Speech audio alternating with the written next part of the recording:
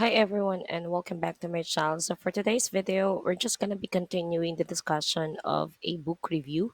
But this time around, we're going to be dealing with the parts of a book review. So let's proceed. So what are the parts of a book review? So the parts of a book review are the following: the introduction, the body, and the conclusion. As usual, any criticism or any literary review would have the introduction, the body, and the conclusion. But the question here is, what should be the content of the introduction? So at the introduction, we're gonna be dealing with, of course, under introduction are the following. Of course, the book information, what is the book all about, which includes the author, the title of the book, what is the book all about, and you can make a hook of it in terms of you try to put first the quote of one of the favorite quotes that you have into your literary text that you are trying to analyze, so that you can hook the reader about your analysis. So you can make a book information first, or it can either hooking the audience first, and then after that you're about to have the book information, and then after that one you're going to have the background or context about it, like background information on how the story was taken and was written, and the root of the story. And after that one, you can look already with a summary of it, meaning you're going to present already the summary or the gist of what is the story all about.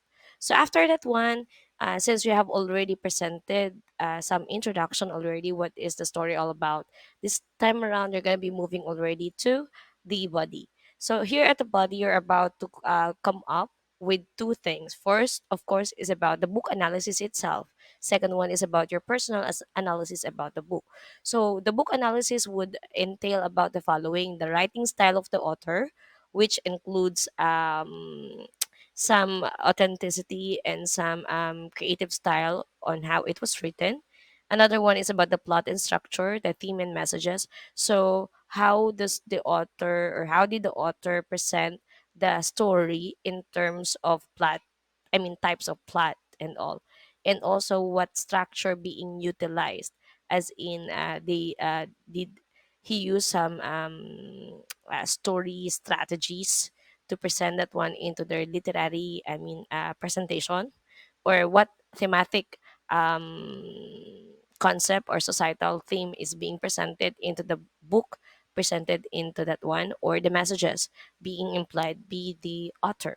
And you can also look into the character development, meaning the description of the characters, their portrayal, their functions into the story, and how it becomes the highlight of the story, and what is the connection of those characters into the story itself. So after that one is about the use of imagery and symbolism. Use of imagery and symbolism are basically the figurative symbols, figurative language utilized by the author to make, something like there's a flower, flowerful and flavorful thing that you could see into their literary text. So it gives flower, meaning it gives color to the text itself.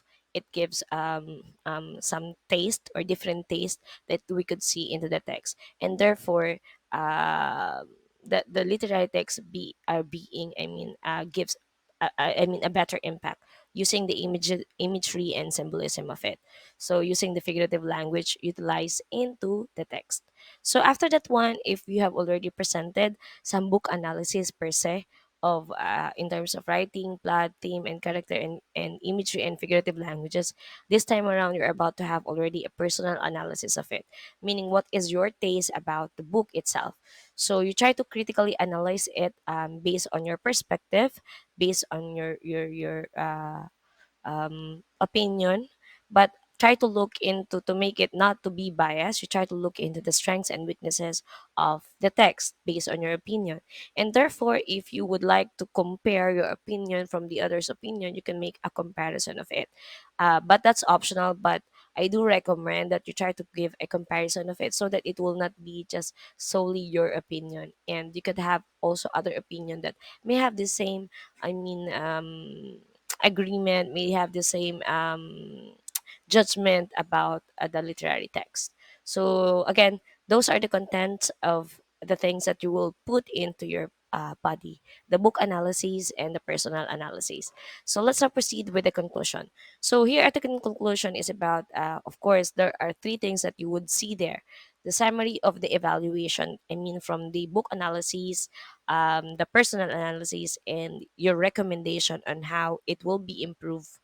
And then also if you have recommendation in terms of for audience and all, or you could also put recommendation in terms of new future writers about the literary, or if they will be coming up with an adaptation of it. And your closing thoughts are basically more of your general opinion about the literary text. So try to look into the following, note that: remember that the structure and content of a book review can vary depending on the intended audience and the specific guidelines or requirements. So different literary texts have different contents. So some literary texts don't have characters, some just have some thematic explanation of certain things. So in short, there will be some trying to look into a different level of analyzing it.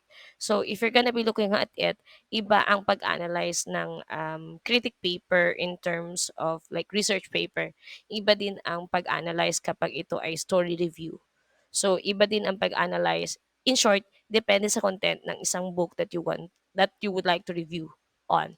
So there are different or specific guidelines or requirements encrypted on it. So, but it is very important you try to tailor it with a review analysis that will meet the expectation of the target readers.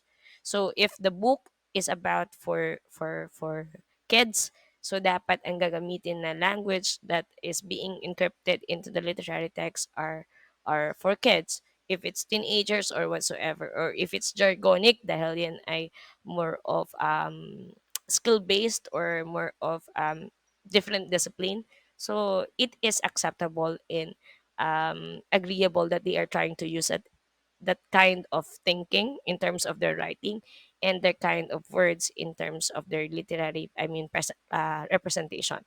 So again, different book that you are about to review have their different guidelines and requirements, and there is a different way on how you try to put an impact on your literary analysis. So I guess that would be all for the parts of a book review, and I hope you learned something about coming up and writing up your book review. Thanks so much, everyone. Have a nice day.